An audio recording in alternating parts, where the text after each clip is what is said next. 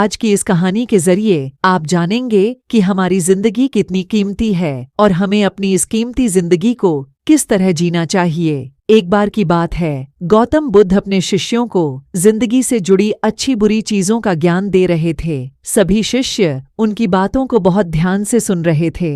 उन सभी में एक शिष्य ऐसा था जिसे प्रश्न पूछने की बहुत आदत थी। वो उठकर गौतम बुद्ध के पास गया और उनसे बोला, आप हमें जिंदगी के बारे में जो कुछ सिखा रहे हैं उस सब का क्या फायदा, क्योंकि हम में से बहुत से बच्चों को ये भी नहीं पता कि हमारे जीवन का मूल्य क्या है और ये जीवन हमारे लिए कितना कीमती है। पहले आप हमें ये बताइए कि इस जीवन का मूल्य क्या है। अपने शिष्य की बात सुनकर गौतम बुद्ध अपने कक्ष में गए और एक चमकता हुआ पत्थर का टुकड़ा लेकर आए। वो टुकड़ा उन्होंने अपने शिष्य को दिया और बोले, मैं तुम्हें इस जीवन का मूल्य तब बताऊंगा जब तुम इस पत्थर का सही मूल्य पता लगाकर आओगे। साथ ही ये ध्यान रखना कि तुम्हें ये पत्थर का टुकड़ा किसी को बेचना नहीं है। गौतम बुद्ध की बात मानकर वो शिष्य बाजार की तरफ चला गया। बाजार में सबसे पहले उसकी नजर एक फल बेचने वाले पर पड़ी और उसने वो पत्थर उस फल वाले को दिखाया और बोला, इस पत्थर के बदले आप मुझे कितने फल दे सकते हो। फल वाला बोला, ये पत्थर कुछ खास तो नहीं है, लेकिन फिर भी इसके बदले में तुम्हें 10 केले दे सकता हूँ। वो शिष्य उस पत्थर को लेकर आगे चला गया। फिर उसे एक सब्जी वाला मिला। शिष्य ने उस सब्जी वाले से उस पत्थर की कीमत पूछी। सब्जी वाले ने उस पत्थर को ध्यान से देखा और बोला, इस पत्थर की कीमत के बदले में तुम्हें ज्यादा से ज्यादा एक बोरी भरकर सब्जियां दे सकता हूँ।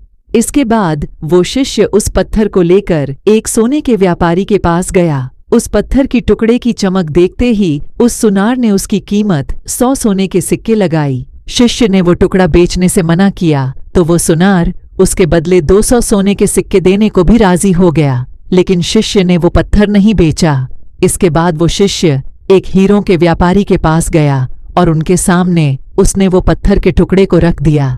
उस पत्थर को देखते ही हीरों के व्यापारी ने एक साफ कपड़ा बिछाया, उस पत्थर को उसके ऊपर रखा, फिर उसकी परिक्रमा की और हाथ जोड़कर उस पत्थर को कपड़े में लपेटते हुए वो बोला, तुम जिसे मामूली पत्थर समझकर उसकी कीमत पूछ रहे हो, असल में ये एक बेशकीमती रूबी है। ऐसा रूबी हर किसी को नहीं मिलता। मैं अगर अपना सब कुछ बेच भी दूं तो भी इसकी कीमत नहीं चुका सकता। उस व्यापारी की बातें सुनकर वो शिष्य हैरान हो गया। वो दौड़ा दौड़ा सीधा बुद्ध के पास आया और उन्हें उसने जो कुछ भी बाजार में हुआ वो सब बताया। उसकी अचरज भरी बातें सुनकर गौतम बुद्ध बोले, तुम्हारे सवाल का जवाब इस रूबी की कीमत में ही छिपा है। हमारा जीवन भी एक रूबी है, रूबी की तरह ये भी बेशकीमत है, लेकिन हम इस बात को हमेशा नजरअंदाज करते हैं और अपने जीवन का मूल्य नहीं समझते। हम दूसरों को देखकर और उनके जैसा जीवन जीने की कोशिश में अपने जीवन की कीमत को कम कर देते हैं। हम ये सोचते हैं कि हमारी जिंदगी की कीमत वही है जो दूसरे हमें बताते हैं, लेकिन ये बात हमेशा ध्यान रखना कि सामने वाला अपनी हैसियत, बुद्धि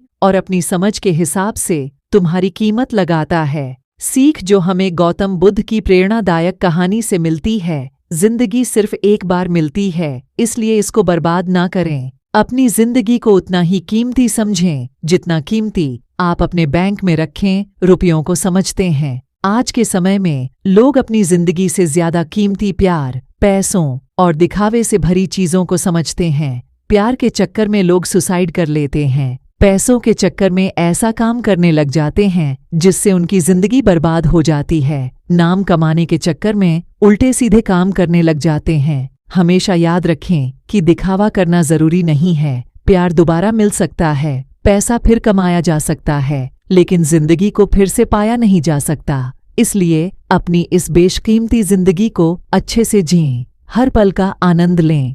कभी ये ना सोचें कि आप इस दुनिया में किसी काम के नहीं हैं, ना कभी ये सोचें कि आपकी जिंदगी व्यर्थ है। आपके होने या न होने से कुछ फर्क नहीं पड़ता। जब भी ऐसे नेगेटिव विचार आपके मन में आए तो खुद को बस ये याद दिलाएं कि जीवन एक रूबी है और ये बेशकीमती है।